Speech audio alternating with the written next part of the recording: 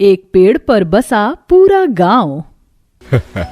देखो गोमती, सीता मैया की दया से इस बार हमारी जमीन पर कितने रसीले टमाटर उगे हैं और कितनी हरी भरी साग भी उगी है। इसे ले जाकर बाजार में भाव के भाव भी बेचूंगा तो भी ग्राहक खुशी खुशी खरीदेंगे। हाँ जी, फसल बेचकर जो भी मुनाफा होगा अनाज भरवा देंगे। हरिया टोकरी में सब्जियों को भरकर बेचने के लिए जाने लगता है। तभी अपने अपने पेड़ वाले घरों से गांव वाले झांकते उसे पुकारते हैं। ओ हरिया काका, सवेरे सवेरे इतनी ताजी भाजी लेकर कहाँ चल दिए? अरे काका, कभी हम पेड़ वाले गांव वालों को भी इतनी ताजी सब्जियां खिला दिया करो, बाजार का दाम हम ही दे देंगे। अरे क्यों नहीं, 2 पैसे कम या ज्यादा कहीं भी कमाना है। गांव वाले बाहर निकलकर हरिया से सब्जियां खरीदने लगते हैं। 2 आदमी रस्सी के सहारे पेड़ों पर टिके मधुमक्खी के छत्तों से शहद निकालते और कुछ लोग लकड़ियां काटते नजर आ रहे थे। तभी जगिया रोते रोते बाहर आता है। माँ देखो, चीनी ने मेरी कॉपी फाड़ दी। मेरे पास तो गोंद भी नहीं है, अब इसे चिपकाऊंगा कैसे? यहाँ तो कोई दुकान भी नहीं है। दुकान नहीं है मगर हमारा ये पेड़ का गांव तो है मेरे राजा बेटा। ऐसे क्यों रोता है? पेड़ तो हर चीजों का भंडार है। पेड़ हमें क्या नहीं देता? फल, सब्जियां, गोंद, दवाई, लकड़ी, सब कुछ। मैं अभी तेरे पन्ने जोड़ देती हूँ। मधु पेड़ के तने से थोड़ा गोंद निकालकर कॉपी को चिपका देती है। पेड़ पर बसे इस अनोखे गांव को देखकर आप भी ताज्जुब कर रहे होंगे। आखिर क्यों इस गांव के निवासी जमीन छोड़कर पेड़ों पर बस गए हैं और अपना जीवन निर्वाह कर रहे हैं? जानने के लिए इस गांव के इतिहास की पिछली कहानी को देखना होगा। जहां सुबह की मनोहर बेला पूरे रामनगर गांव में छाई हुई है। सूरज की किरण फूट चुकी है। पूरे गांव वाले गांव के जटाओं वाले विशाल बरगद के पेड़ की पूजा कर रहे हैं। गांव वालों की मान्यता है कि पेड़ में देवता बसते हैं, इसलिए उनकी पीढ़ियां और पुरखे भी पेड़ों को पूजते आए हैं। ओम नमो वासुदेवाय नमः। ओम नमो वासुदेवाय नमः। जय हो वृक्ष देवता, हमारे गांव पर अपनी दया कृपा बनाए रखना। क्या बात है मुखिया जी, आज बड़े खुश मिजाज लग रहे हैं। खुशी की बात है गोमती बहन, इस बार हमारी अर्जी सरकार तक पहुंच गई है। बस एक बार सरकार की नजर हमारे गरीब गांव पर पड़ गई तो हमारे गांव की कच्ची जमीन पक्की जमीन में बदल जाएगी।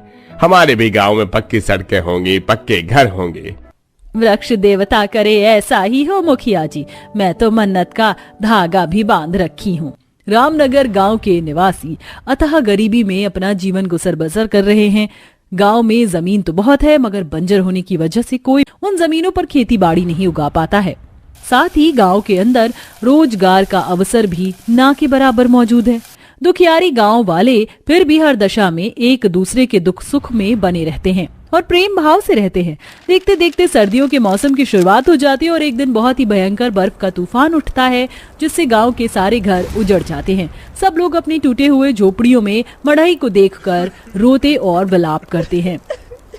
ये राम जी, क्या हो गया? तिनका तिनका जोड़कर हम गरीब गांव वालों ने अपना घर तैयार किया था और एक ही झोंके में हमारा गांव उजड़ गया।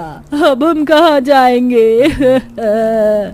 चलिए सब लोग मुखिया जी के पास चलते हैं, अब तो उन्हीं का आसरा है। सारा गांव दुखी मन से मुखिया जी के पास आते हैं मगर उनका घर भी तूफान में उजड़कर मलबा बना हुआ था। सबकी आशाएं टूट गई थी। गांव में उस पुराने पेड़ के अलावा कुछ भी नहीं बचा था। हे भगवान, ये ठंड सही नहीं जा रही है। चलो सब लोग पेड़ के नीचे चलते हैं। सब लोग पेड़ के पास आते हैं। तभी मुखिया जी पेड़ को एक टक निहारते हुए बोलते हैं, क्यों ना हम सब लोग इस पेड़ पर बस जाएं।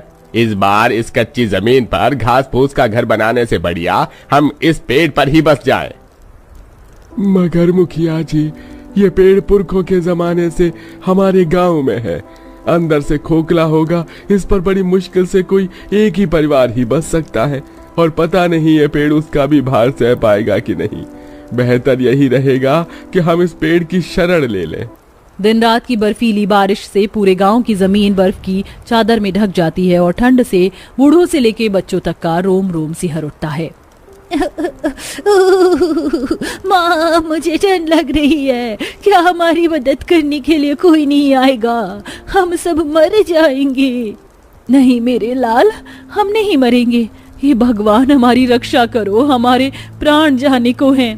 पूरे गांव वालों के गुहार लगाने पर पेड़ के तने से गर्म हवा निकलने लगती है, जिससे सब अचंभा करने लगते हैं।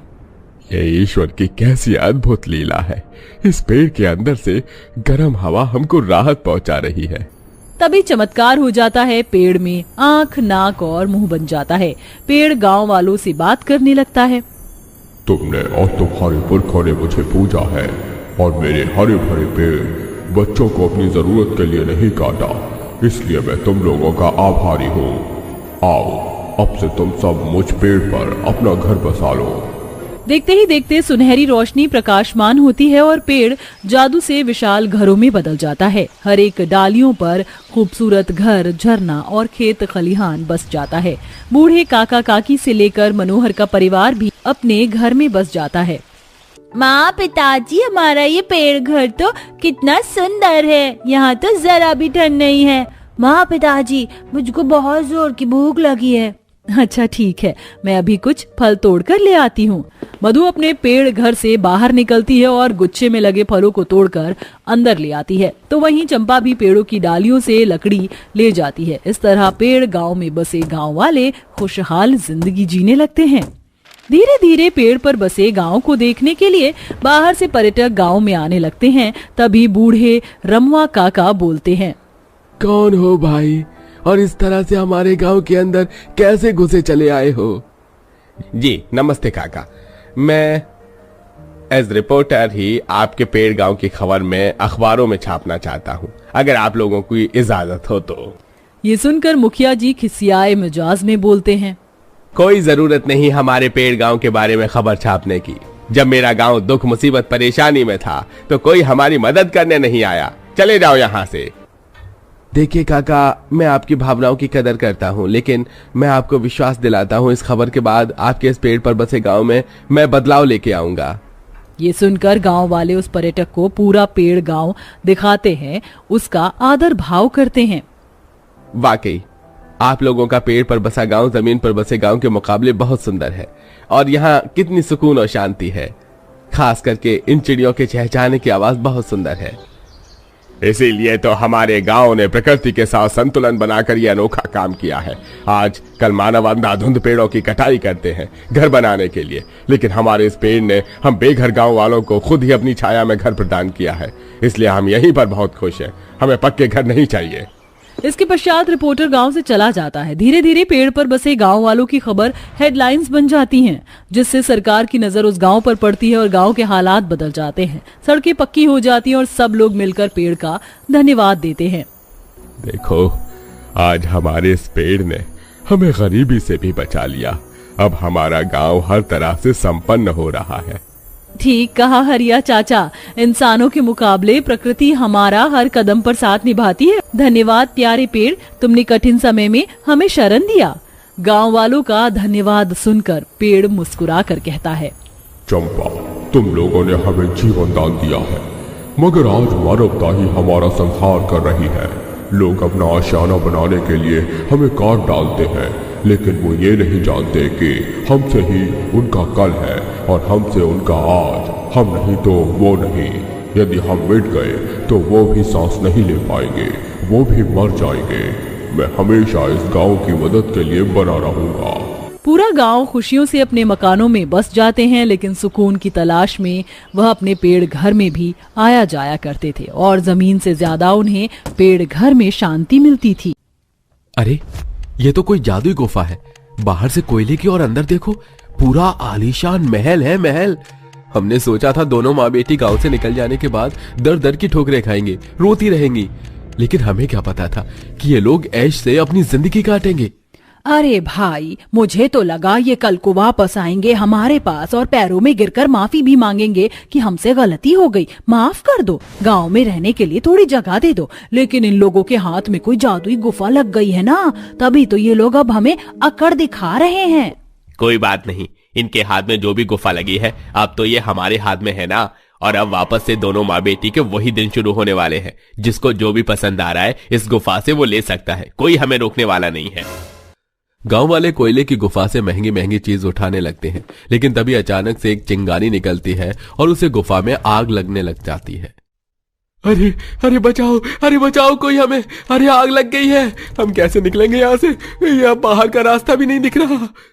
ये कैसी अद्भुत गुफा थी जो बाहर से कोयले की है और अंदर से आलीशान महल की तरह है, और गांव वालों के जाते ही उस गुफा में आग कैसे लग गई? कहानी के पीछे भाग में ही इस गुफा की सारी सच्चाई छुपी है, इसीलिए हम पीछे भाग में चलते हैं। राधा छोटे से गांव में अपनी बेटी शिवांगी के साथ रहती थी और एक छोटी सी झोपड़ी में अपने जैसे तैसे रहते थे। एक शाम राधा खेत से घर लौटती है। माँ, हम कब तक इस गांव में रहेंगे? मुझे इस गांव में बिल्कुल नहीं रहना। कोई हमसे सीधे मुंह बात तक नहीं करता, और अगर हमसे कुछ बात करने आ भी रहा हो तो वह अपने मतलब से ही बात करने आता है। पर हम क्या कर सकते हैं? लोग इस बात का फायदा उठाते हैं कि हमारे घर में किसी आदमी का साया नहीं है। तेरे पिता तो बचपन में ही मर गए, पर मैं तो हूँ ना। तू अपनी माँ के होते हुए क्यों डर रही है? दोनों बेटी सारी कमियों के बावजूद भी उस गांव में जैसे तैसे रह रही थी। कुछ दिनों बाद राधा थोड़ी सी जमीन जिसमें खेती करती है वहां जाती है। अरे भैया, ये तो मेरा खेत है, आपने मेरे खेत में अपना खेत क्यों ले आए? यहाँ से तो मेड़ जाती है। तो क्या हुआ? वैसे भी बिना किसी आदमी के मदद के तुम लोग कुछ भी नहीं कर पाते, इसीलिए मैंने ले ली। आप ये क्या बात कर रहे हैं? एक तो आपने गलती की, ऊपर से गलती पर अकड़ भी रहे हैं। अभी तो बस अकड़ रहा हूँ, अगर मेरी बात नहीं मानोगे तो जो बची हुई कुछ जमीन है ना वो भी ले लूंगा। उस आदमी की धमकी सुनकर राधा कुछ नहीं कहती और चुपचाप घर आ जाती है। घर आते ही राधा की पड़ोसन सुशीला आती है। अरे राधा बहन, कैसी हो? आजकल तो दिखती ही नहीं। बस काम में ही लगी रहती हूँ। वैसे राधा बहन, मैं यहाँ शिवांगी के लिए आई हूँ। मेरा भाई है, उसके रिश्ते की बात चला दो अपनी बेटी से। हाँ, उम्रदार है, थोड़ा पीता भी है, लेकिन तुम्हारी बेटी को इससे अच्छा तो कोई मिलेगा नहीं। उसका तलाक हो गया है पीने की वजह से, 2 बच्चे हैं, ठीक है ना? रिश्ता लगा देती हूँ। ये कैसी बातें कर रही हैं? अरे आपकी खुद की एक जवान बेटी और मेरी बेटी की जिंदगी खराब करने के बारे में सोच रही हैं। निकल जाइए, मैं ऐसे लोगों से बात तक करना पसंद नहीं करती। राधा सुशीला को घर से निकाल देती है। कुछ दिनों बाद राधा की जब थोड़ी सी जमीन बची थी वो भी गांव वाले हड़प लेते हैं। गांव वाले पता नहीं क्यों हमारा इतना खून पीते हैं। माँ, मैं तो कब से कह रही हूँ कि हमें इस गांव को छोड़ देना चाहिए। हम गांव छोड़कर कहीं नहीं जा सकते हैं, हमें यहीं रहना पड़ेगा, जैसा आपको सही लगे। कुछ दिनों बाद शिवांगी घर के बाहर वाले बाथरूम में नहा रही होती है कि तभी पेड़ से कुछ आवारा लड़के झांकने लड़के हैं। देख देख, नहाते हुए कितनी मस्त लगती है। तभी वहां शिवांगी की माँ आती है और ये सब देख लेती है। कैसे निकम्मे हो, तुम्हारे घर में माँ बहन नहीं। रुको, तुम्हें अभी बताती हूँ मैं। अरे भाग भाई, उसकी माँ आ गई। राधा उन लड़कों को तो भगा देती है, लेकिन अब राधा गांव में रहने को तैयार नहीं थी। शिवांगी, हम अब इस गांव में नहीं रहेंगे। अब तक मैं इसलिए चुप थी क्योंकि तेरी इज्जत पर कभी बात नहीं आई, लेकिन मुझे अब इस गांव में बिल्कुल नहीं रहना है। अब हम इसी समय इस गांव को छोड़कर जा रहे हैं। दोनों उसी समय गांव छोड़कर जाने लगते हैं। ठंड का मौसम था और सुनसान सड़क पर दोनों को काफी ज्यादा ठंड लग रही थी। माँ, बहुत ज्यादा ठंड लग रही है, हम कहाँ जाएंगे? हमने कहीं गलती तो नहीं कर दी गांव छोड़कर? नहीं, कोई गलती नहीं करी है। जहाँ हमारा सम्मान नहीं, वहाँ हम नहीं। मैं अपनी बेटी पर कोई आंच नहीं आने दे सकती थी। और तू चिंता मत कर, हमें कहीं ना कहीं से कुछ रहने की जगह तो मिल ही जाएगी। दोनों इधर उधर जंगल में भटकने लगते हैं। तभी राधा को एक कोयले की गुफा दिखती है। देख देख शिवांगी बेटा, कोयले की गुफा, हम वहाँ रह सकते हैं। ठंड में ये जगह भी बहुत अच्छी लग रही है, चलो हम वहीं पर रहते हैं। दोनों माँ बेटी कांपते हुए कोयले की गुफा में जाते हैं और वहाँ रहने लगते हैं। माँ, यहाँ तो ठंड लग रही है, लेकिन आग भी नहीं जला सकते। अगर आग जलाई तो पूरी कोयले की गुफा जल जाएगी और हम भी। कोई बात नहीं, हम यहाँ आग नहीं जला सकते तो क्या हुआ, हम यहाँ से कोयला ले जाकर बाहर तो आग जला ही सकते हैं ना। राधा और शिवांगी वहाँ से कुछ कोयले इकट्ठा करती है और बाहर जाकर आग जलाती है। माँ, कोयले की वजह से मेरे पूरे कपड़े ही काले काले हो गए हैं। कोई बात नहीं, अब की बार हम जाएंगे ना तो जमीन पर पत्ते बिछा देंगे, इससे ठंड भी नहीं लगेगी और कपड़े गंदे भी नहीं होंगे। और माँ, भूख का क्या करें? बेटा थोड़ा सब्र कर, यहाँ कहीं आसपास फल होगा तो मैं तुझे दे दूंगी। राधा पेड़ से फल तोड़कर लाती है और दोनों माँ बेटी फल खाते हैं और रात के समय कोयले की गुफा में ही पत्ते बिछाकर सो जाते हैं। माँ अच्छा हुआ हमने गांव छोड़ दिया, कम से कम वहाँ पर हमें कितनी परेशानियां झेलनी पड़ती थी, यहाँ तो हम खुश हैं। हाँ बेटी, यहीं मैं पास में झरना देखा था, मैं कल सुबह पानी भी ले आऊंगी। अगली सुबह दोनों पानी लेकर वापस कोयले की गुफा में आते हैं तो उसे गुफा को आलीशान महल में देखती है, जो कि बाहर से कोयले की गुफा थी और अंदर से महल। माँ ये तो एक आलीशान महल बन गया अंदर से, ये कैसा चमत्कार है? मुझे भी कुछ समझ नहीं आ रहा, ये जादुई कोयले की गुफा है क्या? हाँ, ये एक जादुई कोयले की गुफा है, लेकिन तुम दोनों माँ बेटे के लिए तुम दोनों ने पहले ही बहुत तकलीफ का सामना करके यहाँ पहुंची हो। अब तुम दोनों को यहाँ किसी तकलीफ का सामना नहीं होगा, सारी चीज तुम्हारे पास मौजूद है। माँ सच में भगवान होते हैं, वो किसी न किसी रूप में हमारी मदद के लिए आ ही जाते हैं। खुद देखो, ऐसी जगह में कोयले की गुफा मिली, वो भी जादू से आलीशान महल बन गई अंदर से। हाँ बेटी। दोनों माँ बेटी खुशी खुशी जादुई कोयले की गुफा में रहने लगती हैं, लेकिन माँ बेटी के बारे में गांव वालों को पता चल जाता है। अरे बहुत हो गया उन दोनों माँ बेटी का, उन्हें उनकी औकात पर लाना ही पड़ेगा, किसी गुफा में रह रहे। चलो आज हम चलते हैं। गांव वाले सारे जादुई गुफा की चीज उठाने लगते हैं, तभी आग लग जाती है। गांव वाले चिल्लाने लगते हैं कि तभी राधा और शिवांगी कोयले की गुफा में आग देख लेती है। माँ देखो, हमारे घर में आग लग गई है और वहाँ से कितने लोगों के चिल्लाने की आवाज आ रही है। हे भगवान, बस किसी की जान पर ना बनी हो। चल शिवांगी, हमें सबकी मदद करनी होगी। दोनों माँ बेटी उस कोयले की गुफा में जाती हैं और देखती हैं कि वहां सब गांव वाले थे। दोनों लोगों की मदद करने लगती हैं। धन्यवाद शिवांगी बहन। अरे भैया, अभी बात करने का समय नहीं है, सबकी जान बचाना जरूरी है। दोनों माँ बेटी जैसे तैसे सबको बाहर निकालती हैं और वो दोनों अकेले ही जब गुफा में बचती हैं तो गुफा की आग शांत हो जाती है। ये क्या, यहाँ तो आग भी शांत हो गई और वापस ये महल में बदल गया। हमें माफ कर दो, हमने तुम लोगों के साथ कितना गलत बर्ताव किया, लेकिन जब हम पर मुसीबत आई सबसे पहले तुम ही आए, वो भी बिना सोचे समझे हमारी मदद कर रहे थे। और ये तुम्हें इस गलती की सजा मिली है। गलती करने के बाद किसी से माफी न मांगना और उसके लिए परेशानी बढ़ाना, यही तुम सब लोगों का सबक था। अरे अरे, ये किसकी आवाज है? जो भी हो, हमें माफ कर दो।